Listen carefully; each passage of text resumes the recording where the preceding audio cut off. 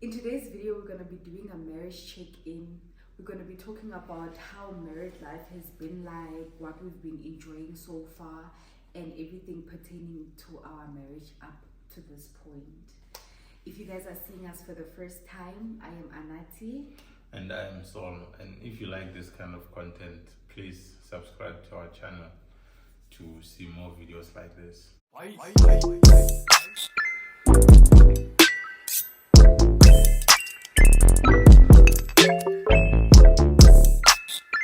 So, how has married life been like? Straight into it. Straight into it. Well, you can see by my smile and by like I'm glowing, man. So in a nutshell, marriage has been good to me. So I can say a lot of things about marriage, since like I'm already in it. There's a lot of misconception. Let's start there. Yes, There's a lot of misconceptions about marriage. That marriage is like this. Once you are in marriage or you are married, things change, expectations change, and all that. But if you and your partner, like me and my partner here, which is my wife now, like we didn't take marriage as like a destination or something like that. It was just officiating what we were doing before already. So marriage has been good because nothing changed. Yes, I feel like things start being a bit awkward when you want to now act different and do things that you never used to do before, because now there's suddenly this title that's attached to the relationship, whereas things must just continue flowing the way that they were flowing before, and you'll see that there's nothing much to it. Yeah, I think if I can add more to that, like people have this, actually it happens mostly with women. They have this notion that like they'll act wife material once you marry them, but they have an expectation of a guy to act like a husband, So that thing also contributes to having like expectations change. Like you'll have expectations towards the marriage. Once you get in there, you won't live up to what you had imagined. And also, like, one thing that I realized is that people project a lot. So people will tell you that no, this is what marriage will be like based on their experiences or experiences of people that they know. That's why now when I went into it telling myself that my marriage will be what my marriage will be. It won't be how Sarah and John's marriage is like. Should be specific to your requirement and your marriage. It's your. How long have we even been married at this point? No, it feels like very.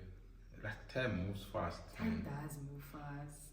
We've been married for almost, I think 3 years, almost 3 years now. Yeah, it's almost 3 years. It's been long, man. Yeah, but it feels like yesterday. It feels like yesterday. Like it feels like it just happened, but it feels like I've known you forever. Like I don't know, it's a bit weird. Yeah, and mind you, I didn't know this person in 2019. I didn't know her at all.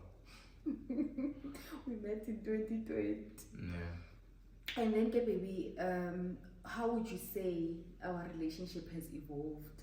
Like from being in a relationship to being married, how would you say that evolution has been? What changed, if anything? Well, going into marriage, like as I've said before, like there was no drastic changes. Now that we are married, okay, you have to do this. You have to act like this. Now you must do this, you must do that, don't do that, don't go away. Don't dress like this. Don't chill with this guy, don't chill with that friend of yours. No, there was no such thing. I think like now that we were married, we started taking things more seriously. Yes. And the expectation is not coming from me and her. From each other. Yes, it comes from like people who are looking up to us, Yes. like now you have to be that person, like You're an adult now. you're an adult and there's expectations, like in family gatherings, that okay, now you are married, they see you as you are representing a household, like your family, You must now have an input, like in things that I would say are grown-up things. Especially for me, like I feel like for me it was like a bit difficult because I'm a last born. Like so now I have to be a whole grown adult. Well, it took her like some time for her to realize that okay, now I'm someone's wife and I represent, like I'm building a home with someone, you know, so that you know, I like took some adjusting.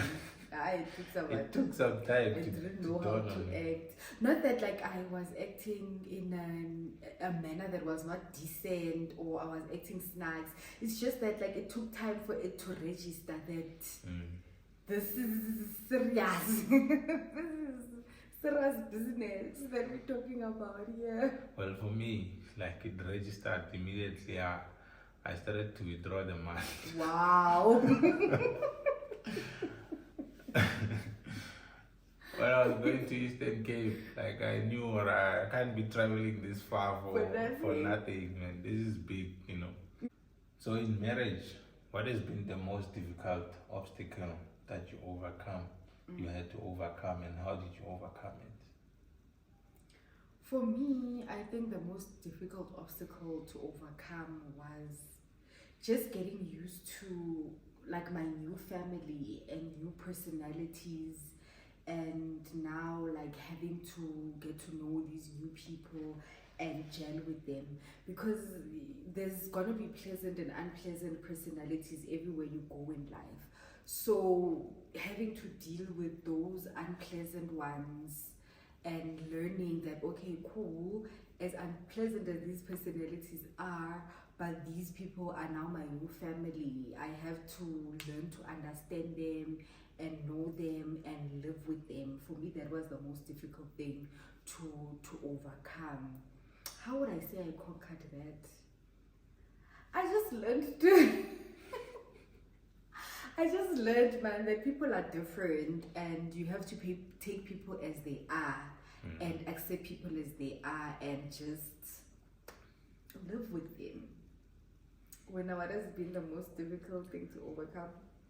Well, for me, you know, like I'm Tonga, she's Xhosa, so there's been quite a few culture shocks, you know, and in addition to that was for me, I have a very small family. Like my family is very small, so those are the people I was only used to. Like I was used to sharing like my life with them, and those are the people that I live with, you know.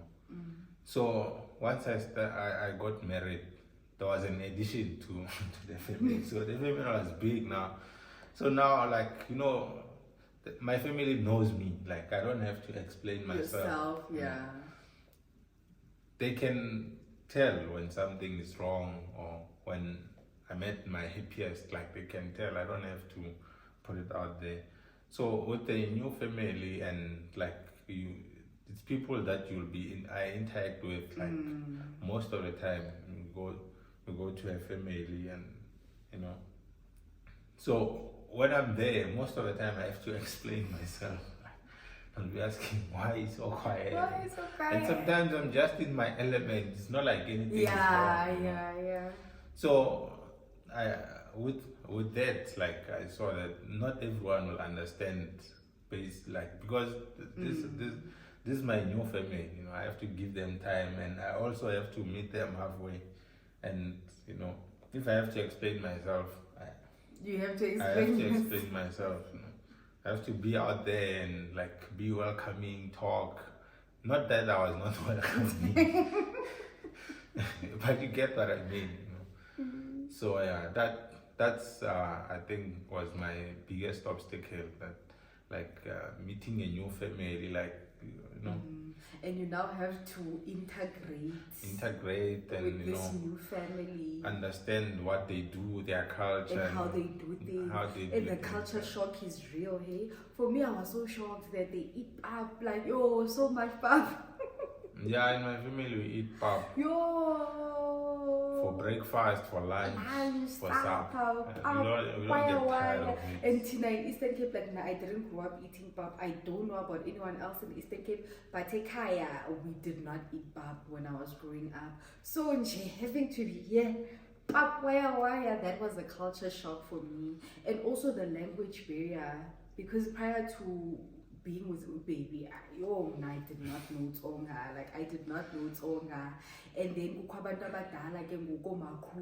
I have to learn how to communicate with them. But luckily for me, they know a bit of Xhosa / Zulu, so we are able to communicate. But then like the language was also yeah, my family is so friendly, man. They're so sweet. They try as much as possible to accommodate.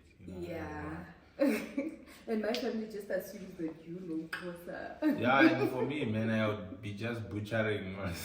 I'll make Zulu and he everything. speaks Zulu and he's so sure that he's speaking Xhosa, but his Xhosa is improving now. Nah, but if we take communication to the basis of it, it's just to get the message across. Once you can understand or figure out what I'm trying to say, the communication is done. Yes. To think I didn't know a word of Tsonga, but now I know it now. I can hear, I can understand, but before I did not know it. I didn't know Zilch. Yeah. But at least Untu has learned now. What would you say is working in our marriage currently? I think the understanding that we have, we don't have to explain ourselves to each other. Yeah. Like I can already tell if like something is wrong or if you're not happy, and you can also tell as well. And it's easy to table something if there's something bothering me or. I think for me that's the best one. Like the fact that we are able to tell each other everything, like everything, and without worrying what the next, like what he's gonna say. Like I can literally tell him how I feel, what I think, as it is blabba, and I don't have to be concerned by if I put this like this is what he's gonna think, or this is what he's gonna feel. I absolutely love that. I'm completely and utterly myself. I say what I want to say, how I want to say it. I love that. Communication. Yeah, so for me, what is currently working is that we have a common understanding, and when one of us is like tabling an issue or something that we need to address, we address it with an open mind, not with an attitude of being attacked and trying to defend yourself. Trying to be a victim. Yeah, that doesn't help. If you come already prepared for you're not gonna expect for anything else. Like you'll be expecting someone to be dragging you down, or and you'll come prepared for war, and there won't be any progress in that. So that's what I think is working for us right now. I agree. So what has been the best thing about being married? Being with him. Why are you laughing? Why are you laughing? I'm flattered. You're blushing. The best thing about being married is just it's been having a ride or die. My best friend. He hates it when I say he's my best friend. No, we're not friends. He's my bestie. We're not friends. We're friends. No. We're friends. We're friends. Yeah, like it's just being with the love of my life, man. My best friend, my life partner. Life is so much fun with this guy. What has been the best thing about being married to you? Besides having this gorgeous wife. Oh yes, what else? Apart from that, girl, the side. Well, in addition to that, is that when I come back from anywhere, I'm coming back to you. So, yeah. And there's no mascalisane or that's. We are so much who taught you that? There's no mascalisane, yeah. Everything is in check. Doing things legally. That's the best thing, you know. Like you're living like rent free. So that's the best thing. Everything you're doing it according to your culture, and both families are in agreement, in happy with the union. Yes. And there's no family politics and all those things, you know. It's just flowing. It's nice. That's what I think is best. Okay. Did you always know that you want to get married young? Because I would say we got married young. I didn't want to get married. At all. Me At too. all. Like I didn't want to get married. I saw myself like at the age of 40 with like an M4, an apartment in Apartment. Yeah, no house, no commitment. It's too much commitment. Remember, the game plan was no commitment. No commitment whatsoever. Even working for a company for 5 years was too long. Too much. No commitment. What about family? You didn't want to have family. Or you wanted to have families. I didn't want to have like kids if Lori, I'm not You're not going to be there. Yeah. So for me, like wasn't in the cards. It was not in the cards. So now I believe that, you know, they used to say, until you find the right person. Yes. Because that was the case with me too. Okay, minus the bachelor lifestyle and the M4 and the apartment in Rosebank, but I never, ever saw myself getting married. Like, I wanted to be a career woman. I wanted to be Miss Independent. Like, that's where my life was headed. Like, I didn't want to get married. But then, when I met him, I just, like, my mind changed. Yeah, it changes. Like, I couldn't imagine myself without him. It makes sense. You forget all these things. You forget the apartment rules they get there. You forget. But me and her, we have a deal. And we shook on it. We didn't shake on anything. And you guys will be our witnesses. Like, when I reach 60, we go separate ways. We've done it all. When we are 60, our kids would probably finish school and they'll be starting to work. And imagine his plan. so we've done this thing. He says when he's 60, we finished life. when he's 60, so what had brought us together ends. He's gonna go look for an apartment. He's gonna leave. Can you just gonna take your clothes? Yes, my plan has been updated. So no more apartments. What are you gonna do? I'm gonna live on a cruise ship and travel the world. Which cruise ship? Those MSC cruise ships. This will be me. In my age of 60. No, but guys, looking for him on the MSC cruises. Because what is that? And I keep thinking you're gonna change your mind about this thing. This thing is serious. No, I think they must put this thing on marriage certificate, you know. That the marriage expires. Yeah, because 60. I think like when you are 60, like your marriage is different. But you have to keep the spark alive. The kids would have like taken all of your energy. You must keep the spark alive. Even when you're 60, keep the spark alive. I hope we are lucky that our kids will move out and find their feet somewhere. I don't want to be raising a 34-year-old. What do you Someone calling me Papa. Yeah, in your house. Yo. Aye. But what do you think about keeping the spark alive at 60? You think the spark will be dead and buried? What is it that's making you want to go live on a cruise ship when you Guys, let's be honest. Let's think of any couple that is over 60 right now and look at their relationship.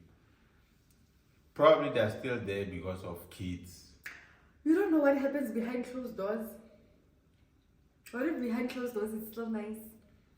When are you out here thinking, yeah, they're together because of the kids? At 60.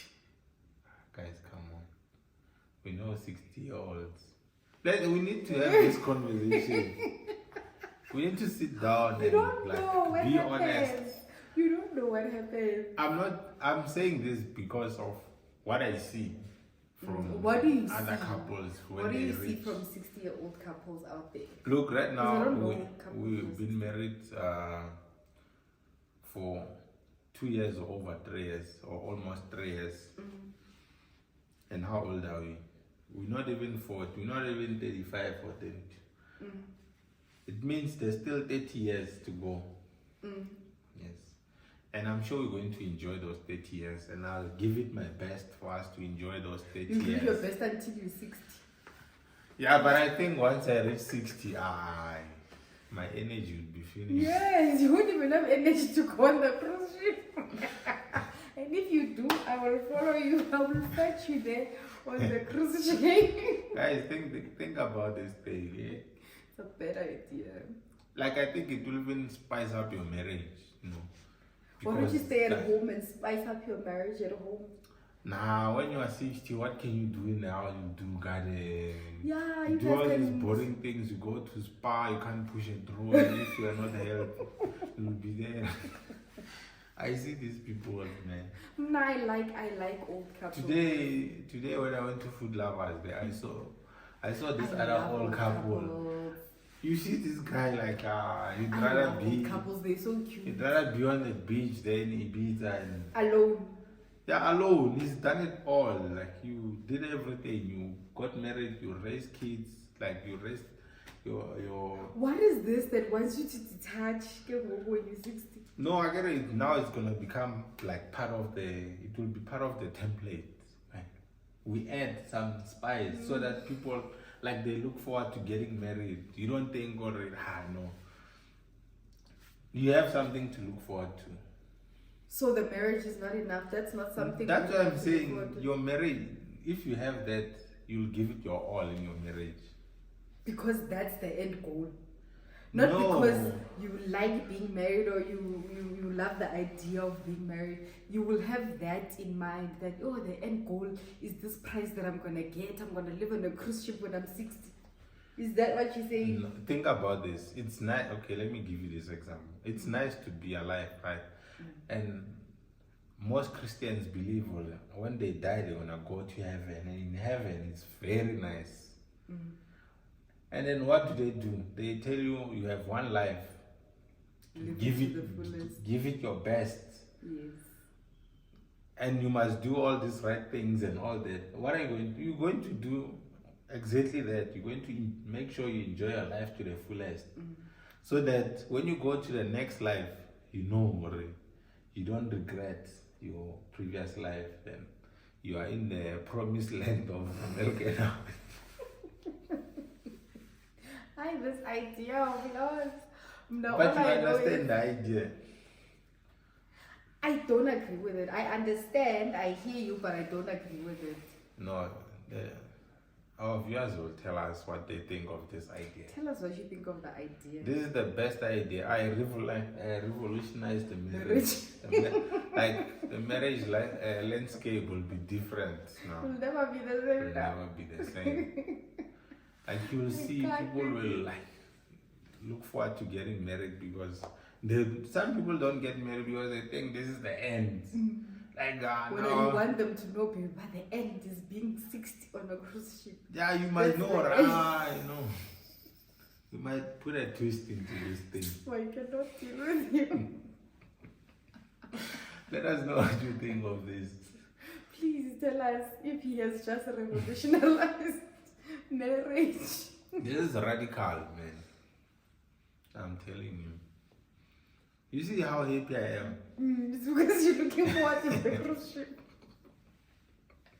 Hi, baby. Hey, people wonder why I'm so happy and why our marriage is working. Because I'm giving it my all, man. Because the end goal. No, the end goal is not always at the back of my mind. But sometimes it's there.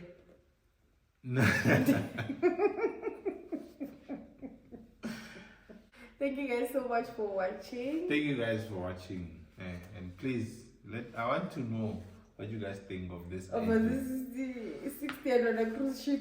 Yeah, we might put a petition and you guys already know what I think. Please comment down below what you guys think about this. Is what you think now. I don't know. We don't know what you're gonna be thinking. I am still gonna be thinking. I know.